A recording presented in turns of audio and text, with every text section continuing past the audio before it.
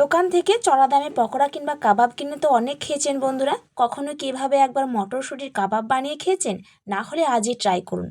এতটা টেস্টি হয় খেতে, বাচ্চা থেকে বড় সবাই একদম কাড়াকাড়ি করে খাবে। আর এই মটরশুঁটির পকোড়া বানাতে কিন্তু একদমই বেশি কিছু লাগে না। হাতের কাছে কয়েকটা মটরশুঁটি আর এক বাটি বেসন থাকলে ঝটপট আপনি অনায়াসে অনেকগুলো বানিয়ে ফেলতে পারবেন।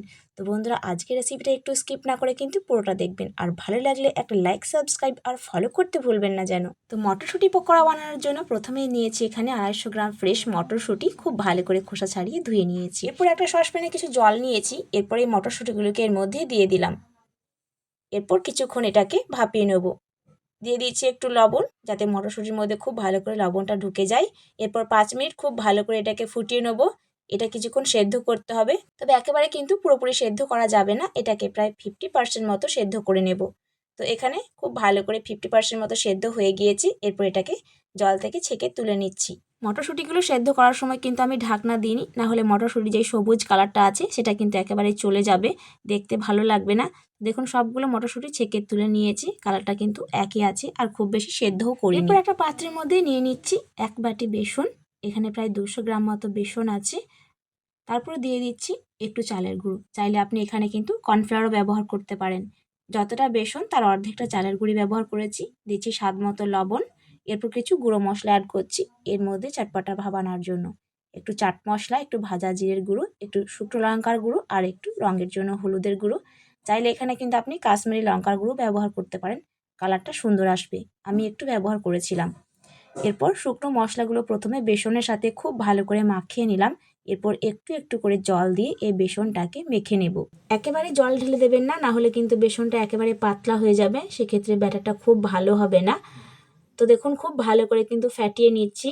এই ব্যাটারের থিকনেসটা আপনাদের বলে দিই, যেভাবে আমরা বেগুনি চপ বানাই তখন যেরকম ব্যাটারটা রেডি করি ঠিক সেভাবেই কিন্তু করতে হবে। দেখুন, ব্যাটারের থিকনেসটা ঠিক এমন, হালকা গাঢ়, খুব বেশি কিন্তু ঘন নয় আবার পাতলাও নয়, ঠিক এমন করেই করতে হবে। এরপর এটাকে রেস্টে রাখবো 10 মিনিট।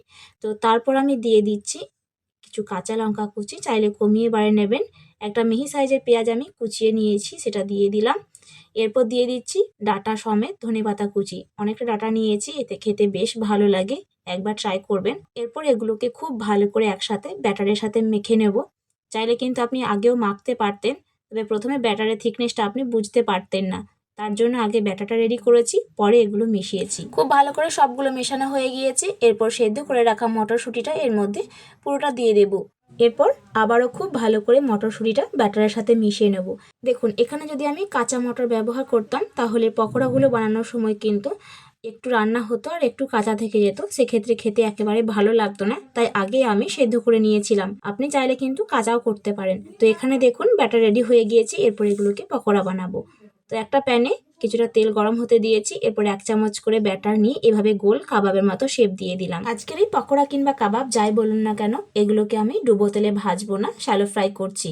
কারণ হালকা তেলে এগুলোকে ভাজতে হবে, তবে খুব ভালো করে কিন্তু ভাজা হবে।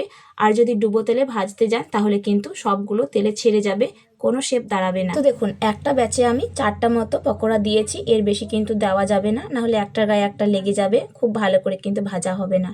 একটা সাইড ভাজা হয়ে গিয়েছে, আর একটা সাইড কিন্তু আমি সবগুলো একবার করে উল্টে দিচ্ছি।